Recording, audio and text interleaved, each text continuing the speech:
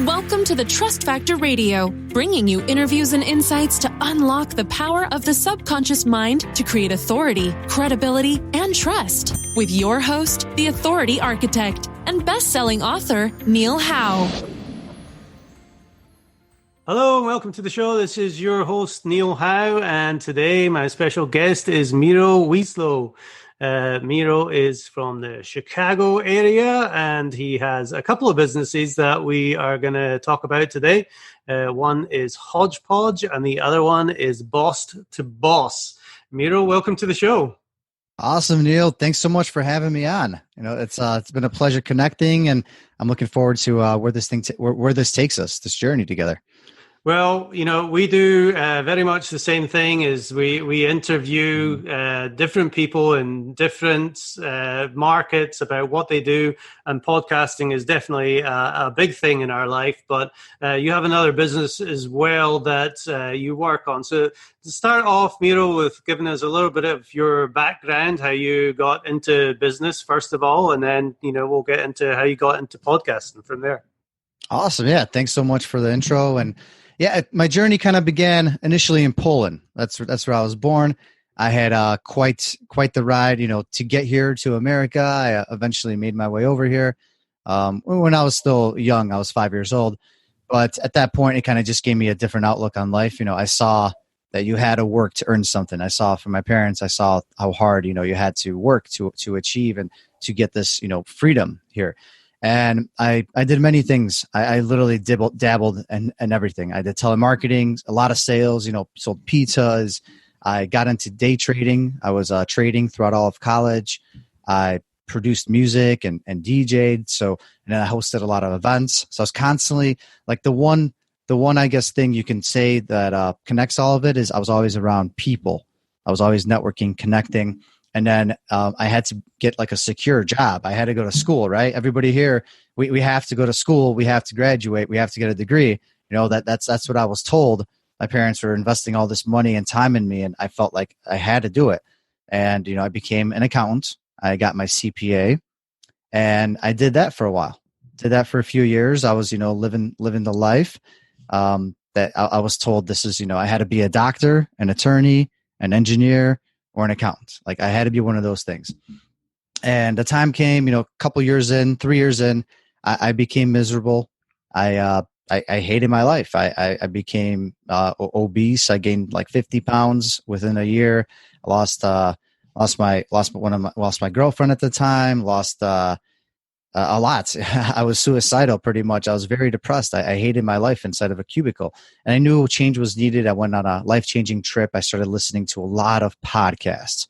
I started replacing, music, the things I would do normally to clear my mind, with podcasts to put in, better info, kind of like almost, hypnotize myself to thinking differently, because everybody's always talking about podcasts and how they could change your life, and how, listening to influencers and speakers, motivational speakers. That's what I did.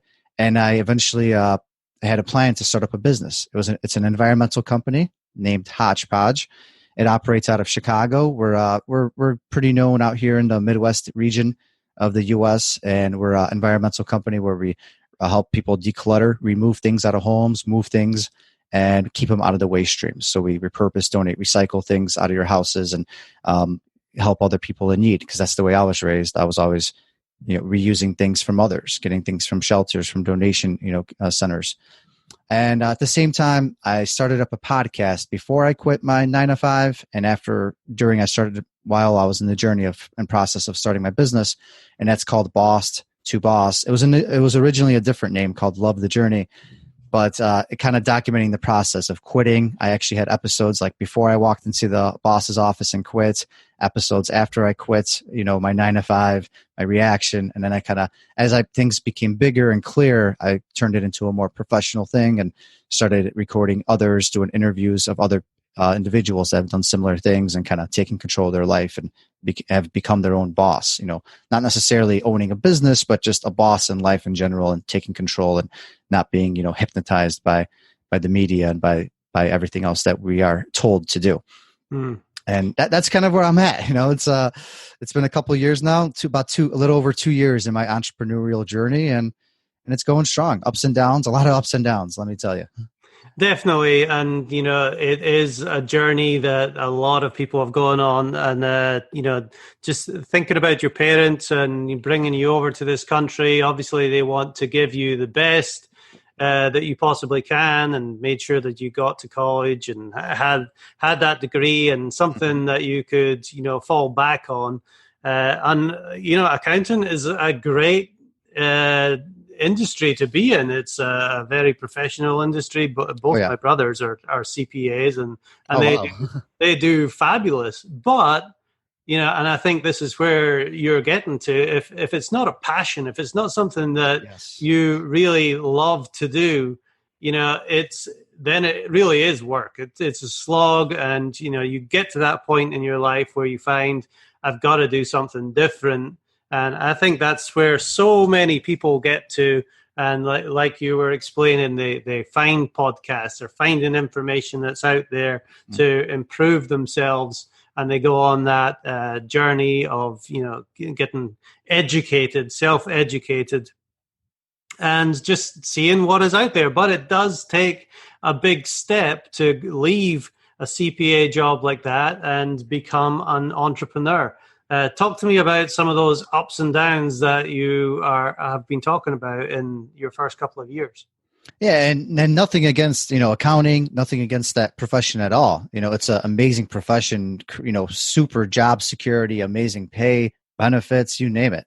Just, I didn't know about other things. I didn't really know about other options because, I went to school and you got a certain amount of degrees you could choose, and that's kind of what they steer you into, these certain careers. But there is a lot more out there you can do. But, I took those skills and applied them to other things now that I found I'm more passionate about. The ups and downs have been tremendous. For one, leaving a stable, almost 6-figure income to making nothing. That I would say is by far, that was the biggest obstacle. I built up a cushion. I planned it out for like 8 to 10 months that I would have enough, like counted all my living expenses. I counted out that 8 to 10 months I'd have enough when I left. And then after that, hopefully I make some money or figure it out. Or, if this entrepreneurial life is not for me, I would go back, I guess, to the corporate world. But it turns out I ran out of money a lot quicker than that. Literally like after 3-4 months, maybe I ran out. So it was a struggle. I had to borrow a little bit from my parents. I tapped into, some of my like savings that I didn't want to touch. Like, for example, like I had some money in the market and couple like different, investments. Luckily I didn't have to touch my retirement account at all, but so that was a struggle. There was a point where I almost started living. So I was kind of fortunate because we had an office because my business partner had another company. So we were able to utilize his office when we started. He actually started out of a basement, the business, but eventually we kind of used his office. And there was a point I slept like one night in the office, but I was about to move in. I had my mind set. I was going to move in, just sleep on the couch in the office. Luckily, I got super lucky. I guess I got a girlfriend at the time who's now my fiance, and I sort of moved in. And that doesn't happen to everybody. So I got super lucky there. I gradually, that we were going to either get our place, which I could get a place, which I couldn't really afford. So instead I kind of moved in. So I got super lucky on that part, but it was a struggle at a time because I was about to either live into my, on the couch in the office, or I was going to move back to my parents, which at, 30 years old is not fun. No. That's the last thing I wanted to do. Yeah, tell me about your parents, because your parents, have helped you go through college. They've helped you get this degree. They see you work in a successful job, and then for you to all of a sudden give all that up and go through all your money, and now you're looking for, help from other places. What was the reaction from your parents and friends and family? Because that is often something that holds people back from really hitting that entrepreneurial thing full force. Oh yeah, let me tell you, especially being from immigrant parents, just like, you come here, you devote all this time and energy and money, and like you expect to see results. And when you go against that whole concept, go against everything, it's bad. Like, let me tell you, my parents were really, really frustrated with me. They didn't understand what I was doing, why I was doing it. They were, my dad was like almost on non-speaking terms with me. Luckily, my mom has been more like Americanized, and she understands that like passions are passions, and if you hate something, you hate something. But my dad, it was bad. My sister, who was born here, she was super like, what are you doing? Like, you're leaving this job and you're going to be the garbage man.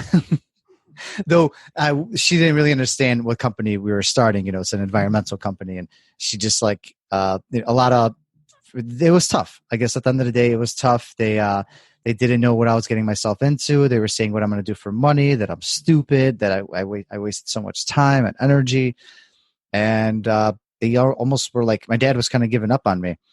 But it took time. I kept telling him, be patient. I started explaining the concept of like, look where you work. You've been pretty miserable. Like, yeah, you helped us out. You got us through things, and you've been at your job for 30 years, but now you're having health problems. I've heard you cry. I've heard you been miserable with your job, and I don't want to be that person, in 30 years down the line. And there's a reason why we have the opportunity here. There's a reason we're in America, and that's that we could start up anything we want. We have the opportunity to try anything we want. And I kind of started explaining it to him. And over time, he kind of came by our office, checked out what we do, saw that we have some trucks and our operations. And, I told him like, all right, after like about a year, I started paying myself a little bit, just enough to like get by, gas and food essentially. And, I told him I started paying myself a little bit, and I'm employing these people and, helping, people get jobs. And I'm playing a big part, and this is how companies start up. So after I explained it to him, he sort of started getting on board. And finally now, after 2 years, he's actually like kind of excited. He calls me, asks me, what we're doing, what's going on, if I got a spot for him saved when he retires. So it took a while, but it was worth doing it, because at the end of the day, they have to realize that we are our own beings, and they had their life, they had their opportunity, and they made the decisions they made. And now, we have to make ours, the ones that we're going to be happy with and look back on. Yeah, I think that's very true. People see life through their own perspective, and they don't really understand what's new. What was working 20, 30 years ago is, you get a job, you provide for your family, and you might be in that job for 30, 40 years. But now, especially with the internet, there's so many opportunities for learning outside of the norm that, but still people don't understand, especially parents and family. They don't understand just what opportunities are available. But it is a journey, and it takes time, and, there's certainly ups and downs. But let's talk about some of the successes now that you've had with HodgePodge. And then I'd like to get into the boss to boss, because you really help people make that change from the 9 to 5 to living their own fulfilled life. Yeah, no, I thanks. I definitely agree with what you're saying, and with HodgePodge, I guess you want to know more about the milestones, kind of what we've achieved. Yeah, just tell me what you've achieved and the successes. Yeah, the big thing was getting our first employee. It took about 9 months. So that was, big, because I was utilizing just contractors, and through my business partner, he had a property development company. So I would, borrow workers here and there as we got jobs. So eventually, being able to actually employ someone like on a salary after building this company from scratch, like it's an unreal feeling. And then eventually, buying our own truck, our first ever truck, and going from year 1 to year 2, we went from 1 truck to 6 trucks, from 1 employee to about 10 employees and 5 more like part-time. So, it was a crazy change, and going from year 1 to year 2, like 700% growth. We've kind of, a lot has happened, a lot of good things, but with that, a lot of bad things as well. I've had to fire people. We got some troubles, not really legal troubles, but, troubles with different with customers and like certain things that, blew up in our face that we had no control over, and, things that you have to learn, and legal procedures you have to take, and certain things you have to include in contracts, and it's all a learning process. So it's been quite the journey. I guess, if I had to look back at it, I probably would have invested more time and money like in educating myself about what it really takes to start up a business and learning the ins and outs, though I kind of jumped into it. But I don't regret it, because it made me really, become humble.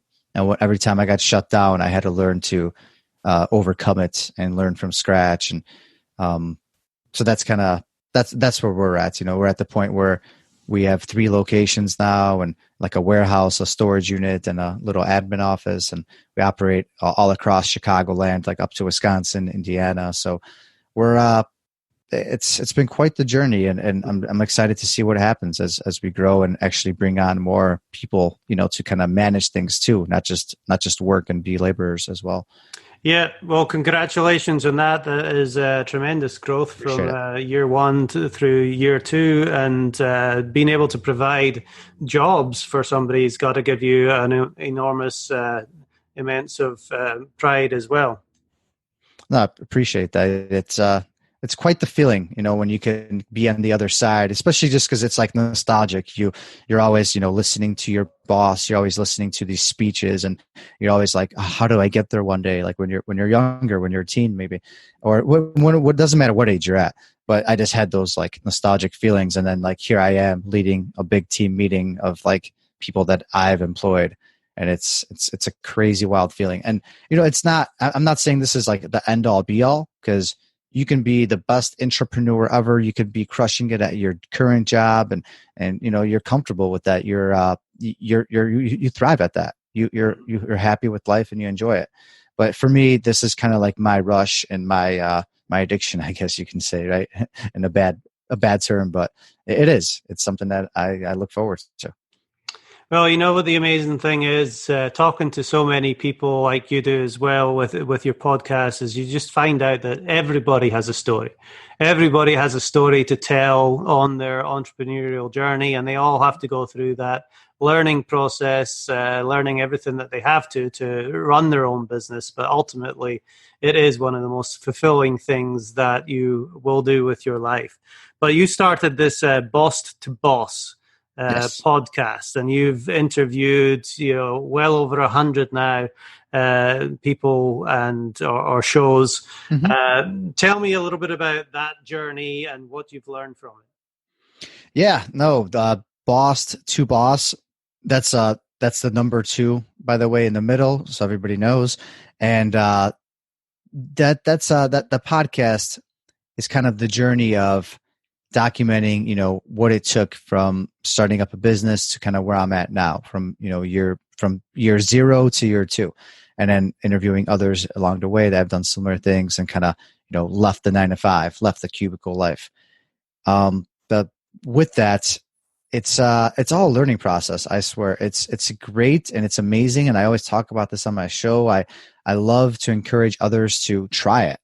I think podcasting should be like a staple. We should all give it a try, at least just to, especially if you're trying to work on skills like public speaking, like communication, the skills, networking, the skills that sort of, our foundations are built upon. Not to say that, you being, intrapersonal, being like, to yourself is a bad thing, because maybe that's just how you prefer things. But it's been a great learning experience, because I get to talk to people. I get to learn about them, all while releasing amazing content. And I've been developing my interview skills, my communication, networking skills. I went from knowing nobody to now knowing, hundreds plus people in a network, in an industry that's, very well connected. And a lot of people are very close knit. And I call a lot of these people my friends now. I go to different conferences or events, and I hang out with these influencers that influence our media, influence what we talk about, what we look at. So it's a fun thing, and I've been fortunate and lucky enough. I have a good support system with Steve Wiley, who's part of the podcast network we have, and we just kind of, I guess, got past the initial stages, those hard stages of, not knowing whether this is the right thing to do, not knowing whether anybody's going to be listening. And once you get past those initial butterflies, things just keep getting better and better. Like it's like if you have good content and people know you're genuine and you're being truthful and real, people will tune in and listen, and the word will spread, and you're going to meet other people, and the network is just going to open up. Like this is more of a worldwide network, not just your little city or your bubble that you live in. This is, podcasts are released worldwide, and it's a beautiful thing. Yeah, that's right. And, I think the one thing for me that has been the best over the podcasts that I've done is, like you said, is learning from the guests and learning all the information that they have, that they share with you and your audience. And, surprising to me, people actually listen to this stuff and they're downloading it, and it's spreading. And the other thing I like about podcasts is once it's out there on a platform, it's always there. Yes. What other benefits do you see for people to do a podcast? And do you prefer that they start their own podcast channel or become more of a podcast guest? That's a great question.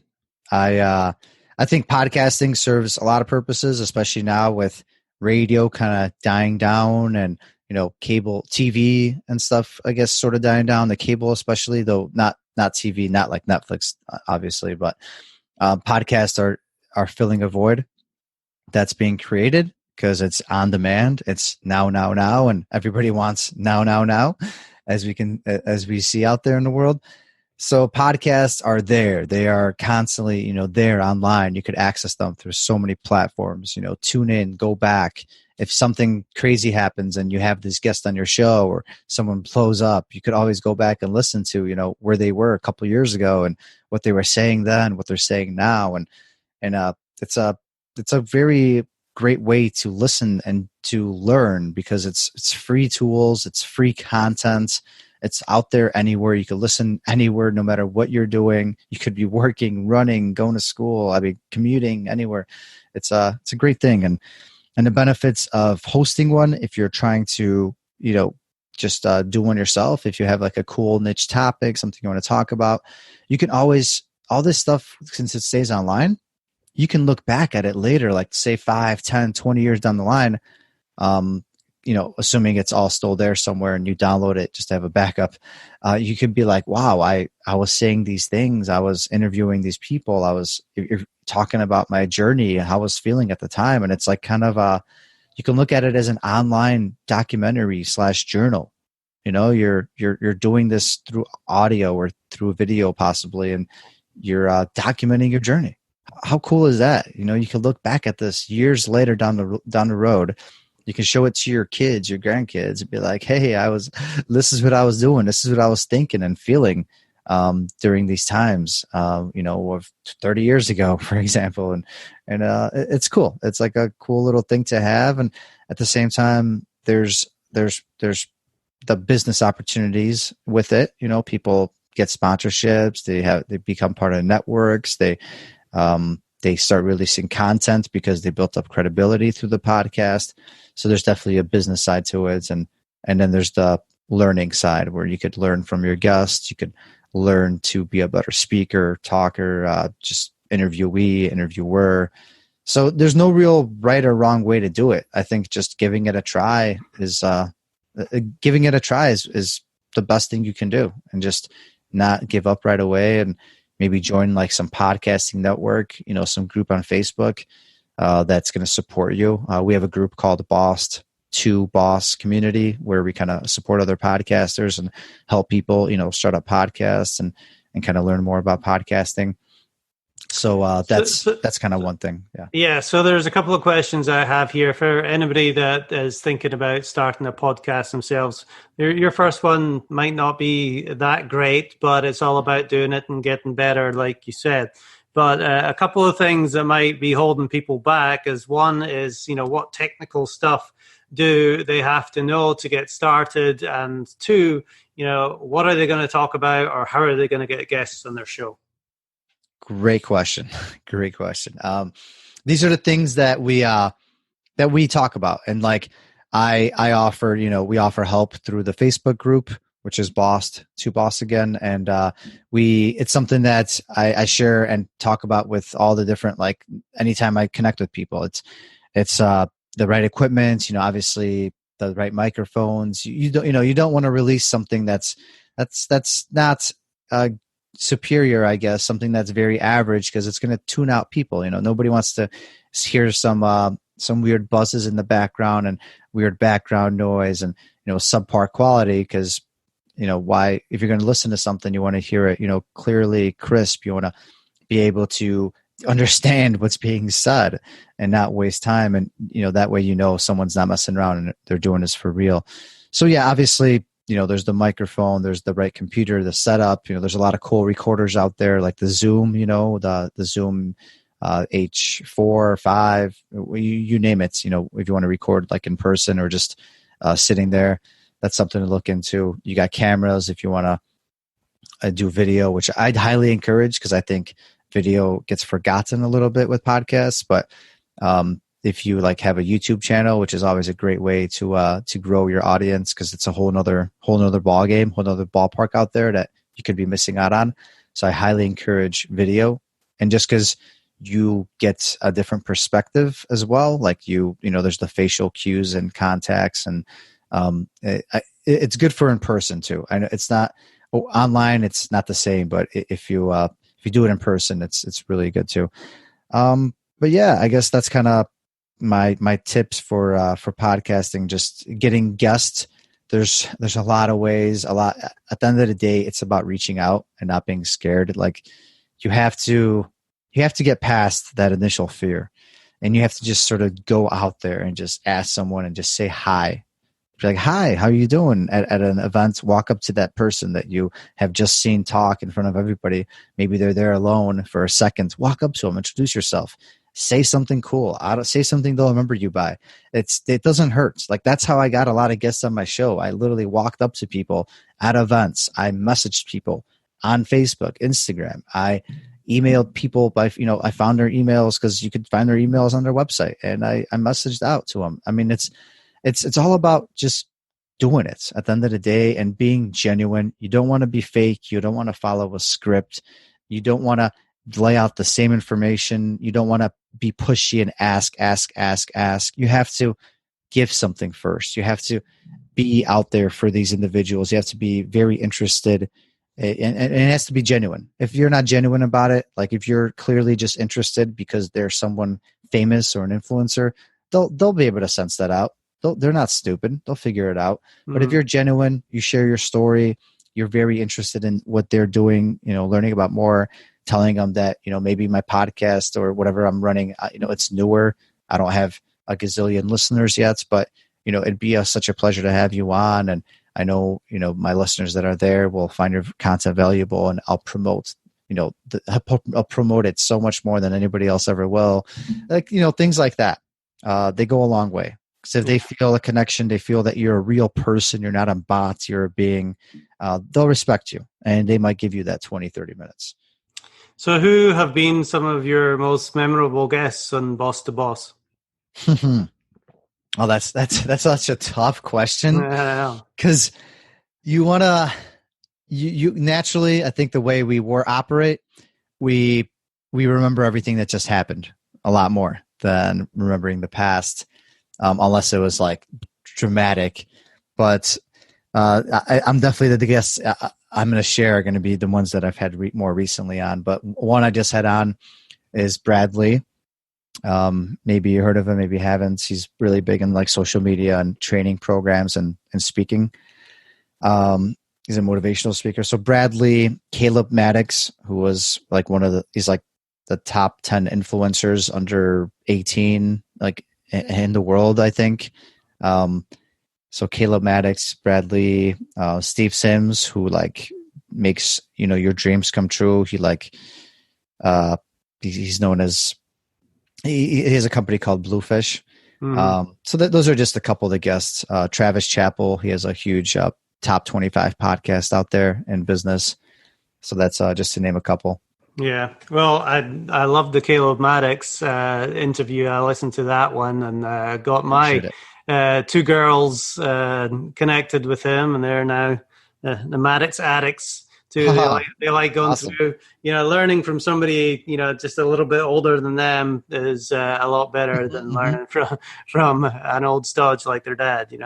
Yeah, if there's one person to look into when you're that age, it's definitely him. It doesn't matter what age, but what he's done, and from such an early age, it's crazy. It's great stuff. astounding. So you've done a lot of education, like you said. You listen to a lot of different podcasts, read lots of books. I know you asked this question on your podcast as well. What book has been one of the most influential to you? The one, man, I suck. I have this book on my coffee table. It's the one about waking up. I think it's called "Wake Up" by Sergeant Colonel. Damn it. Well, I'll just go with "Think and Grow Rich" since I can't think obviously this morning. Yeah, think. Make my bed. Make my bed. Make my bed. Make my bed. All right. Yeah. That's a good one. Yes, by I can't remember his name right now, but it's by like a former Marine. Mm-hmm. Yeah, I haven't read that one myself, but I know what it's about. Make your bed. That's what it's called. Make Your Bed by William McRaven.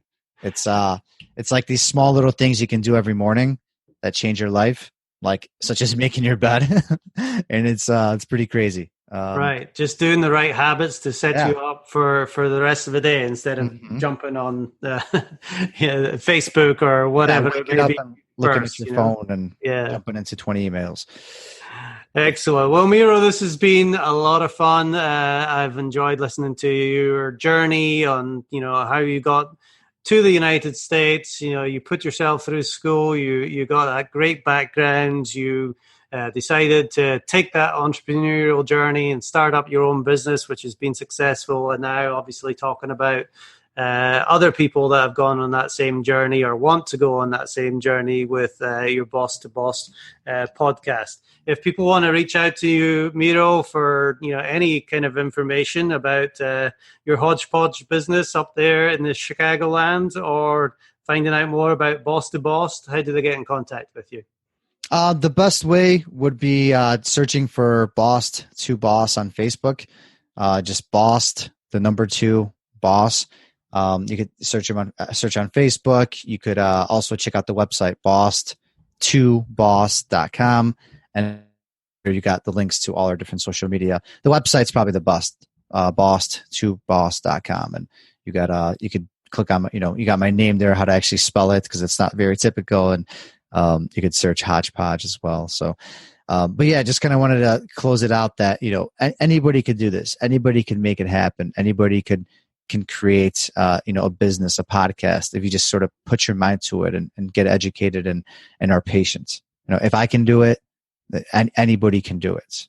And that's kind of the story that if I came here from a different country and I'm doing it, like, anybody can do it. It's possible. It's just about putting the effort in and getting help from people that have done it already. Yeah, well, you don't have to recreate the wheel on certain things. You really don't. There's people out there that have done it. Well, Miro Wcislo, it's been a pleasure. Thank you very much for being my guest on Neil, Trust Factor Radio. It's been a pleasure. Thanks so much for getting me going. Now I'm ready to take on the rest of the day after this. I'm pumped. Awesome. Well, to our listening audience, if you like what you hear, hit that like button and share, and we'll see you next time on the show. You've been listening to the Trust Factor Radio with Neil Howe. To learn about the resources mentioned in the show and to listen to past episodes, go to thetrustfactorradio.com. To get a copy of the book, The Trust Factor, go to thetrustfactorbook.com. If you are ready to act now and build your authority, credibility, and trust, schedule a consultation with Neil at theauthorityarchitect.com.